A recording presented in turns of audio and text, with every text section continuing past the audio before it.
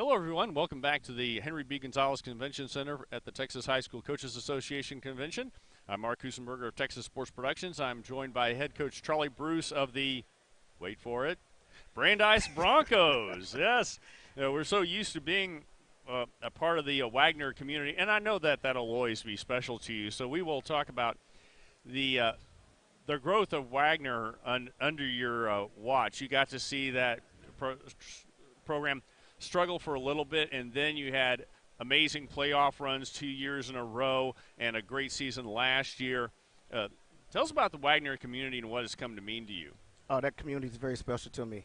I'm a Judson ISD guy. I graduated from Judson High School, and being the head coach at Wagner and even being an assistant before that was pretty special to me.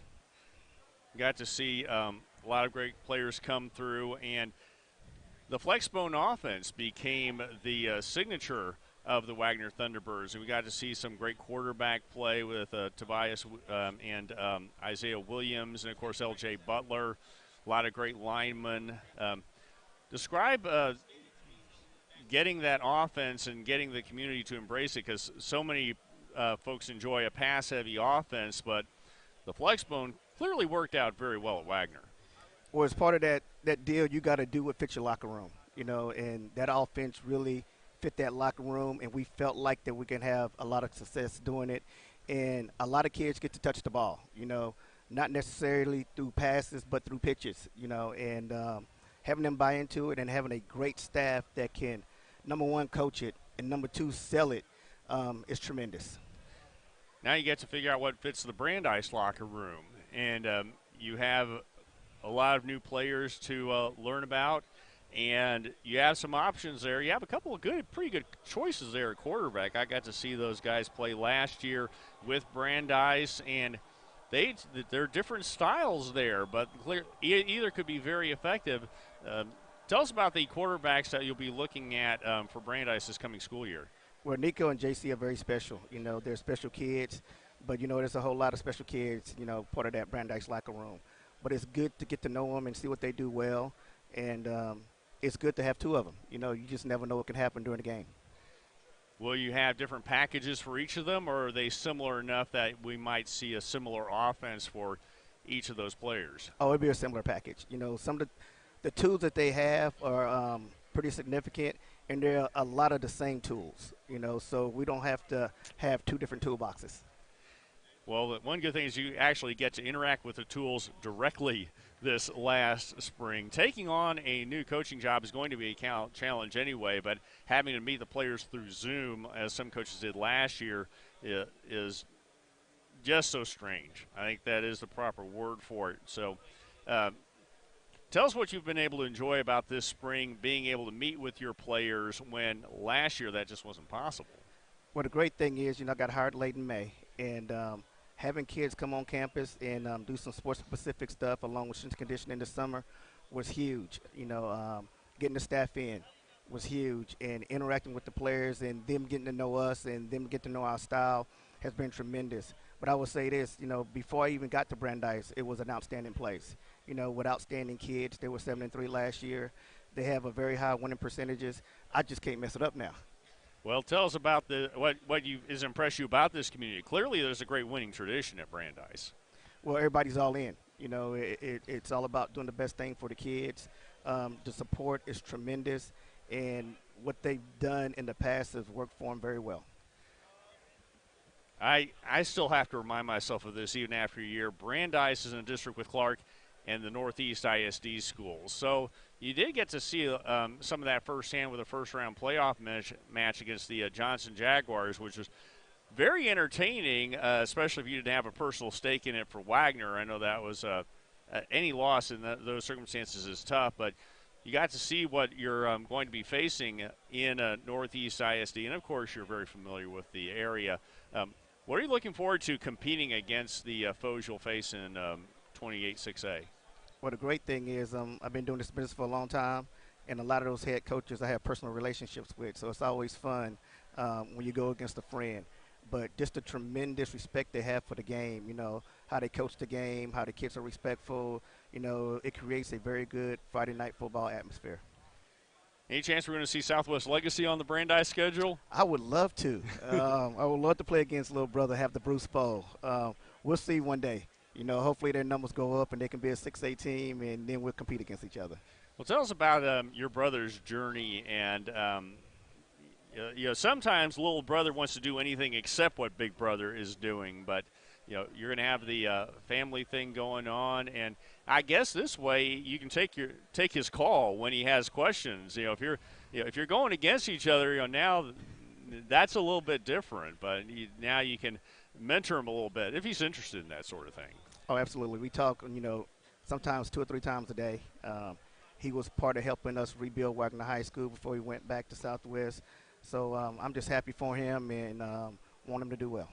How do you like things at Northside ISD? Because you may be in a different district with a lot of those, but you're still under Stan Lang's tutelage. And tell us about working with that athletic staff. Oh, Coach Lang and Coach Hip Hill and all the guys there are tremendous.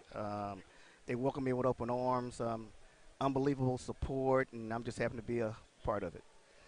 Tell us about the lessons you've learned along the way in your coaching career, as you've been at this for a while now, and you've enjoyed some success, and you have an idea of what works.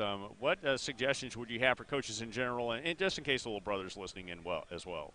Well, it's one of those things we kind of talked about it earlier. Well, number one, you got to have discipline.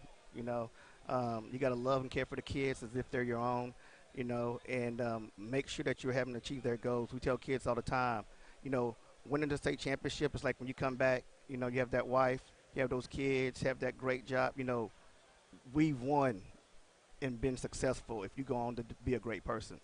But just everything involved in the game, we use the game as a tool for life, and establishing discipline, having rules, setting expectations, setting goals. That helps with the overall picture of everything. I spoke with Roger Clark, who is currently the boys basketball coach at Sabinal, and of course is a big part of the Judson community. He said basically the same thing. So, yeah, that's a general coaching thing, but clearly very much a part of the Judson community. For a long time, people thought, well, they win because they have a whole bunch of students. There's a lot more to it, especially when D.W. Rutledge is leading the way. He's the foundation. Without Coach Rutledge, I don't know if me and my brother would be doing this, but he laid the foundation, and like I tell people, the house may look different, but the foundation has to be stable and be the same. Tell us about some things you're looking forward to with this Brandeis team. First of all, you have to choose. Well, do you have to choose a quarterback? If you get to the NFL, so much of sports talk radio is quarterback controversy. You have to have one guy. I've even seen at Brandeis, previous coaches would rotate guys in different plays. How do you plan to approach the offense in general and the quarterbacks in particular at Brandeis? Well, we're going to take it one day at a time. Even at Wagner, I think at one time we kind of switch quarterbacks in and out. If one wins it outright, one wins it outright. But if they're equal, then both need to play. And that's one of those things we'll find out when we start on August 2nd. And just it's great getting to know the kids. It's great getting to know the community. I'm just looking forward to being immersed in the orange and navy blue. Tell us about the high school experience and that it actually is possible. We've seen it happen that quarterbacks can share time, whereas at the higher levels it just seems impossible that if you don't have that one man, or if that one man feels threatened by that it's controversial and it's a mess and it's a personnel.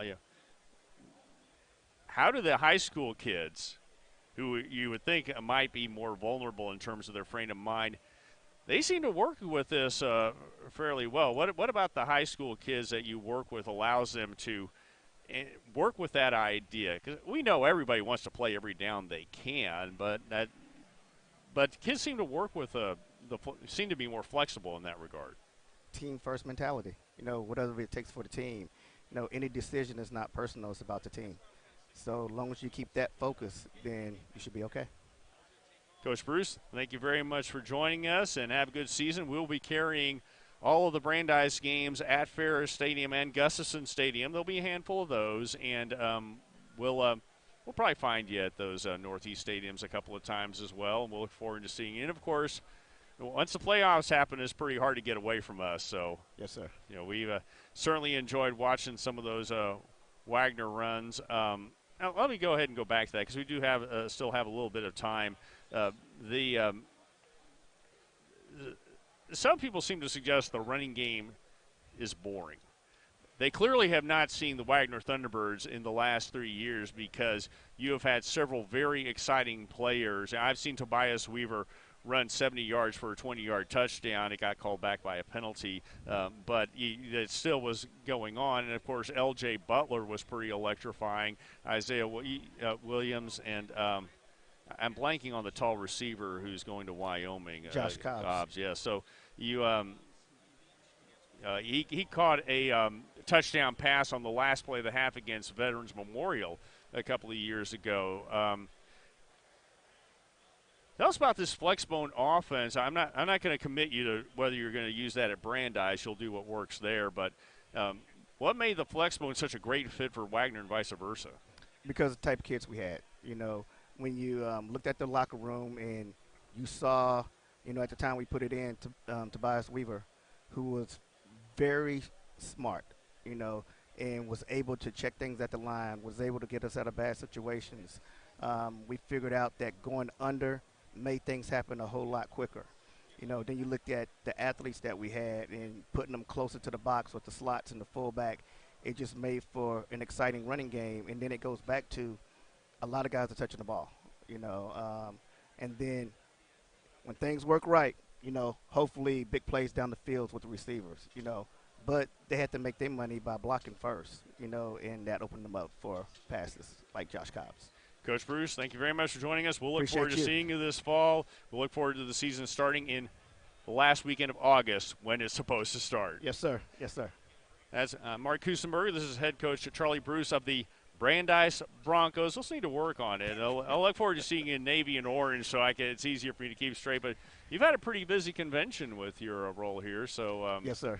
So we appreciate you making some time for us. That's Charlie Bruce, head coach of the Brandeis Broncos. I'm Mark Kusenberger. We'll be back with more of the Texas High School Coaches Association Convention on Texas Sports Productions.